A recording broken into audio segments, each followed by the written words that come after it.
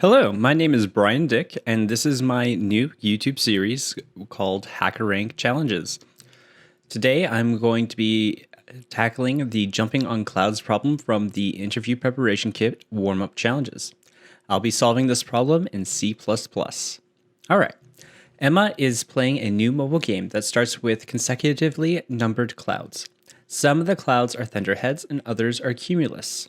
She can jump on any cumulus cloud having a number that is equal to the number of current clouds, plus 1 or 2. She must avoid the thunderheads. Determine the minimum number of jumps it'll take Emma to jump from her starting position to the last cloud. It is always possible to win the game. For each game, Emma will get an array of clouds numbered 0 if they are safe, or 1 if they must be avoided. For example, C is equal to 0, 1, 0, 0, 0, 1, 0, indexed from 0 to 6. The number on each cloud is its index in the list, so that she must avoid the clouds at indices 1 and 5. She could follow the following two paths, 0, 2, 4, 6, or 0, 2, 3, 4, 6. The first path takes 3 jumps, while the second takes 4. All right, so what we need to do is we need to create a function that will find the minimum number of jumps to win this game. And in this case, I believe the best algorithm is actually a greedy algorithm. If you don't know what a greedy algorithm is simply an algorithm that takes what looks best at the moment. And the reason why we can do this in this case is we're already told in advance that we can only take 1 or 2 indices at a time. And we also always have a solution. And for this to be true in both of those cases, they cannot have 2 thunderheads next to each other, which means that if we can take 2 steps, right? So like, let's say they had a 1 here, then 1 step would lose and 2 steps would lose. So there would be such a case where there would be an issue. Or let's say we're here, and then there's 1 here and 1 here, and we're at this 0. Then we could take 1 step, and then that'd be fine. But then we wouldn't have any other way of continuing on. So that means that they can't have a case. Oops. They can't have a case where there are 2 thunderheads next to each other. So we can just take whatever is the best looking move at that time, and this will result in the fewest number of steps.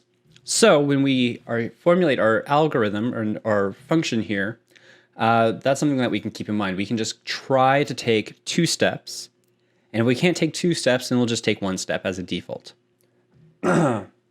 Excuse me. All right. So let's do an int num steps.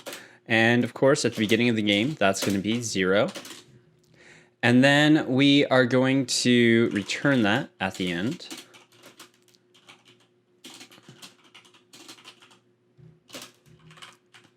All right, so now what's in between? Well, we could do a for loop where we simply go through the for loop where I represents the current index, and then we peek ahead and do some stuff like that. I think the easiest way to show the logic is to use a while loop in this case. And if we're going to be using a while loop, it'll be nice to have our current index being held by a value. And it would also be nice to have a variable that points to the end of the array, which is just going to be c.size in this case. So our terminating case is when our index is equal to the last index of the array, then that means we have won the game. So we're going to say while index is not equal, well, is less than end minus 1, because if it is equal to 5, then we're going to be looking at end is less than 6. And then, or let's say that end is 7 and we're wanting to terminate whenever index is equal to 6. Well, if end is 7 and index is equal to 6, that's where we should be terminating. However, if we did not have that -1 on the end, it would be showing that that would be a true statement, which would go into a while loop an additional time that we don't want. So then the first thing we're going to see is we're going to check to see if we can make 2 steps and still be in bounds. So you don't want to try checking something and have an out of bounds exception come up. So we're going to first check to see if index plus 2 is still less than the end. That means that we would be 6 or less. Because if we have index is equal to 5, then we try to go 2 steps, that would be out of the array. If index is equal to 6, that is way out of the array. If index is equal to 4, then we would get 6. 6 is less than 7, that will be true, and then we can go through. So that works for the very final value that works for. And if this is the case, then we're going to check to see if we can make this step. So we're going to check if C at index plus 2 is equal to a safe cloud. In this condition, we're going to go ahead and say index plus equals 2. All right. So that is the first thing to do. And if it is not, oops, my bad, sorry.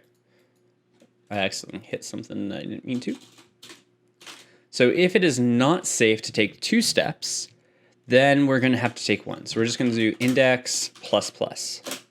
So that represents our 1 step. And we've already explained before why we will always be able to take either 2 or 1 step. Okay, so now let's say that our index cannot take 2 steps, and that does break it. Then we know that we are on the final step. What am I hitting that's doing that? I think I'm hitting shift control or something. So in this condition, then we are simply going to do index plus plus. The reason for that is we know that we must be only 1 away from the end, and since the game is winnable, the last index has to be valid. So we can just take 1 step without having to check to see for validity. All right, so now in all cases, regardless, we're always going to be upping the number of steps each time we come in here. Number of steps plus plus, and at the very end, we return the number of steps. So let's go ahead and run this. And it's still processing, still processing. There we go. Okay, so we passed the test cases. Before we go ahead and submit this, let's see if we can clean this up a little bit. We'll do a little bit of refactoring here. So in this case, if we go into this if statement, we're doing index plus equals 2. Here, else, we're doing index, and the else of the else, we're doing index. So we could really summarize that we're always going to be increasing the index by 1 and sometimes increasing by 2. So we could shorten this by, in this condition, doing a plus plus, and we can get rid of, we can get rid of this else statement, and we can get rid of this else statement.